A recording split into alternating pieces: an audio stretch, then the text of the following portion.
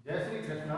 गीताधाम Gurukul online classes में आज हम कक्षा नवम का सामाजिक विज्ञान का जो पुस्तक है इतिहास वाली आपकी भारत और समकालीन विश्व भाग पहला तीसरा अध्याय नास्तिकवाद और हिटलर का उदय। तो पहले हमने पढ़ा किस तरह से नास्तिकवाद का उदय हुआ, किस तरह की जर्मन की आर्थिक और राजनीतिक स्थितियां हुई, किस तरह हिटलर का है जो उदय हुआ। आज हम पढ़ेंगे लोकतंत्र का ध्वंस, किस तरह से जर्मन में है जो लोकतांत्रिक शासन व्यवस्था को खत्म कर दिया गया या फिर लोकतांत्रिक व्यवस्था की जगह पर एक तानाशाही शासन व्यवस्था या एकाधिकार वाली शासन व्यवस्था स्थापित की गई। 30 जनवरी 1933 को राष्ट्रपति हिंडनबर्ग ने हिटलर को चांसलर का पद संभालने का न्योता दिया। 30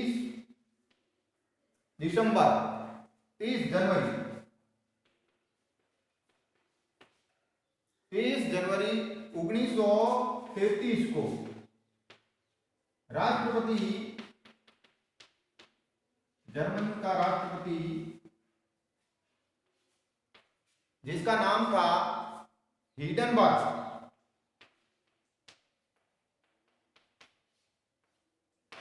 इसने हिटलर को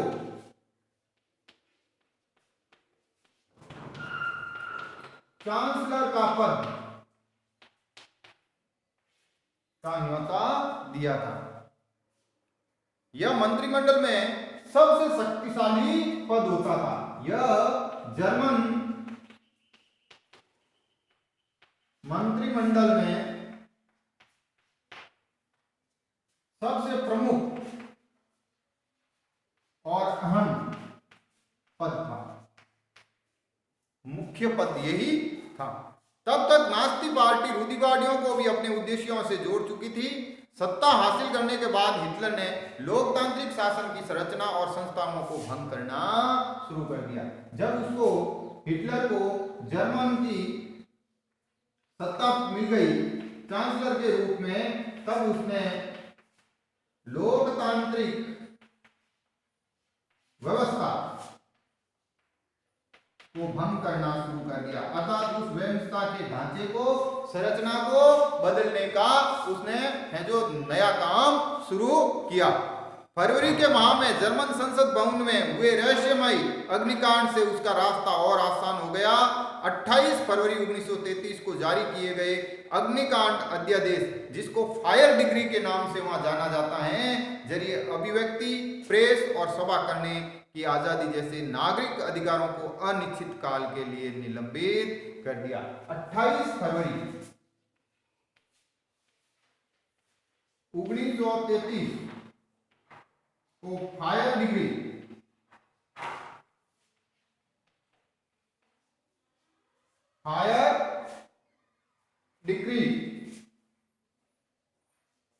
का जो आदेश आया था, उस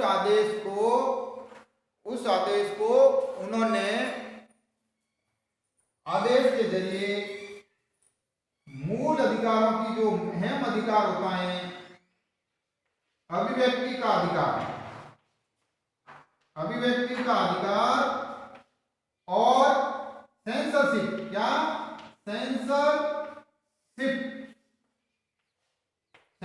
लागू कर दी, अर्थात संचार के साधनों और अभिव्यक्ति के अधिकारों, सभा और सम्मेलन संगठन बनाने की आजादी पर उन्होंने रोक लगा दी।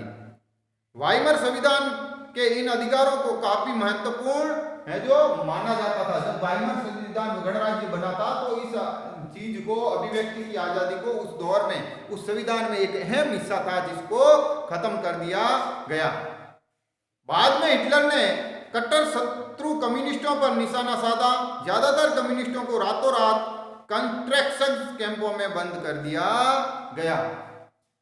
जर्मन में जो कम्युनिस्ट थे, रूस की क्रांति के बाद जो कम्युनिस्ट लोग उभरे थे, उन कम्युनिस्टों को कंस्ट्रक्शन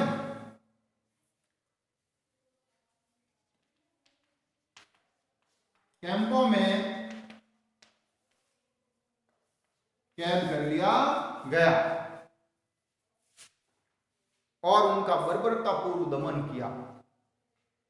लगभग 5 लाख की आबादी वाले ड्यूस्ट लॉफर्ड शहर में गिरफ्तार किए गए लोगों की बची कुची संख्या 6,808 फाइलों में से 1440 सिर्फ कम्युनिस्टों की थी। नास्तियों ने सिर्फ कम्युनिस्टों का ही सफाया नहीं किया, नास्तिक शासन काल में कुल 52 किस्म के लोगों को अपने दमन का निशाना बनाया। उन्होंने कुल एक लिस्ट बनाई थी जिसमें 52 किस्म के अपराध या 52 किस्म के हैं जो कैटेगरियां निर्धारित की, जिस लोगों को जर्मन से सफाया करना था। 3 मार्च 1933 को प्रसिद्ध विशेषाधिकार अधिनियम इनेबलिंग एक्ट पारित कर दिया गया था। 3 मार्च 1933 को जो विशेषाधिकार था जर्मन चांसलर का इनेबलिंग एक्ट, इसको पास कर दिया गया जिससे उसको और ज्यादा अधिकार और स्वतंत्रता। इस कानून के जरिए जर्मनी में बाकायदा तानाशाही सिस्टम इसका स्थापना कर दी, चांसलर को पावर असीमित कर दिए गए।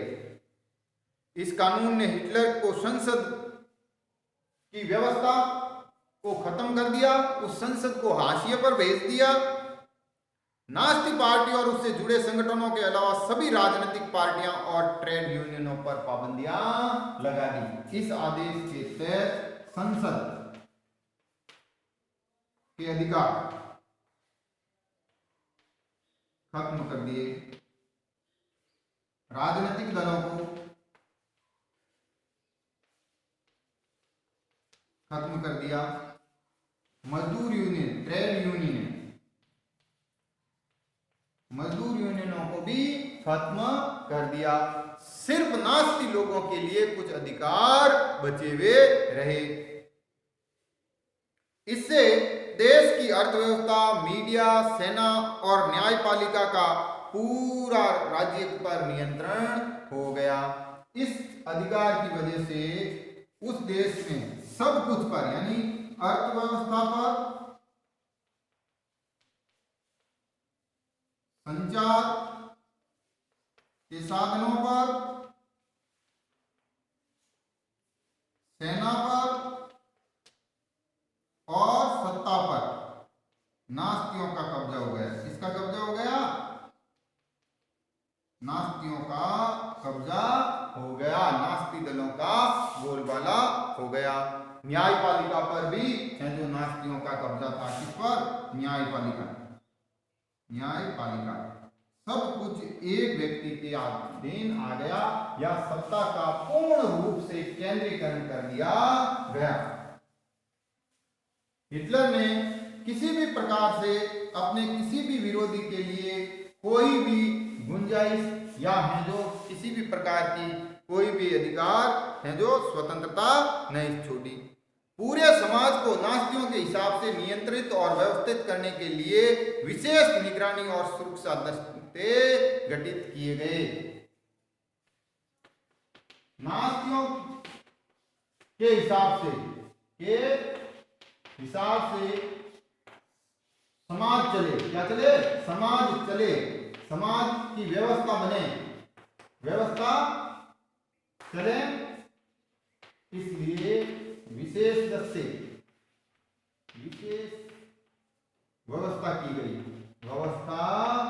गई ताकि सब लोगों को नास्तियों के हिसाब से चलना पड़े। पहले से मौजूद ग्रीन पुलिस और स्ट्रॉम ट्रूपर्स के अलावा गेस्टापो, एमएस और सुरक्षा सेवा का भी गठन किया गया। इन नवगठित दस्तों को बेहिसाब असंवैधानिक अधिकार दिए गए, कई तरीके के सुरक्षा बंदोबस्त किए गए, अलग अलग व्यवस्थाएं की गई। जो पुराने दस्ते या सुरक्षा व्यवस्था के थे उनको नए सिरे से लागू किया गया और उनको नास्तियों के हिसाब से ट्रेंड किया गया और उन्हीं के साथ उन सुरक्षा दस्तों को असंवैधानिक अधिकार दिए गए। क्या दिए गए? अधिकार दिए गए। कठोर कानून या नियंत्रण वाले अधिकार दिए गए। इन्हीं की वजह से नास्ती राज्य को एक खूंखार अपराधी राज्य की छवि प्राप्त हुई, जिससे नास्ती राज्य की आपराधिक छवि बनी।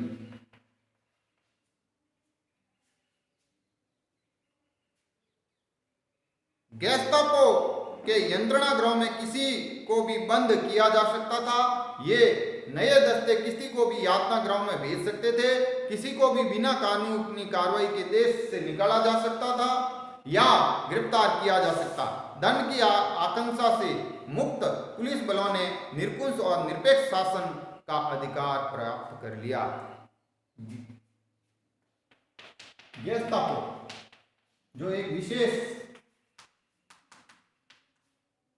सुरक्षा दस्ता था, उसको असीमित अधिकार थे।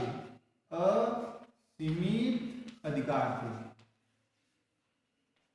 इन अधिकारों के बल पर वो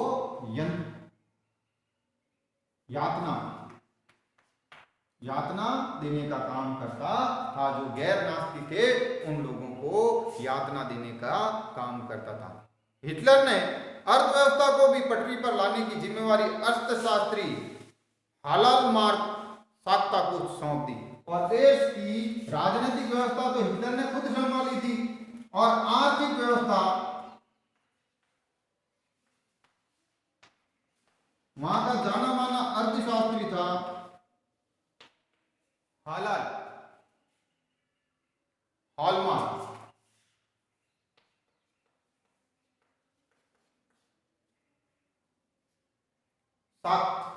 हॉलमार्क शर्त पर छोड़ दी। उसने क्या किया? साख्त ने सबसे पहले सरकारी पैसे से चलाए जाने वाले रोजगार संवर्धन कार्यों के जरिए 100% उत्पादन और 100% रोजगार उपलब्ध कराने का लक्ष्य तय किया। मशहूर जर्मन सुपर हाईवे और जनता की कार फॉक्सवैगन इस परियोजना की देन थी। उसने दो काम चालू किए। सबसे पहले तो उसने काम चालू किया 100% उत्पादन, यानी अगर लोगों के पास रोजगार है तो उन लोगों को उस फैक्ट्री में दिए गए काम का 100% प्रोटेक्शन करना होगा, किसी भी तरह से छूट नहीं होगी। और दूसरा, जो जर्मन के लिए सड़क बनाई थी सुपर हाईवे, और दूसरा जो काम रखा गया था कार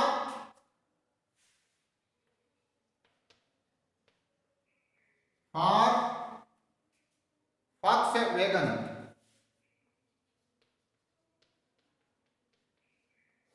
कार फॉक्सवैगन जैसी परियोजनाएं लागू की।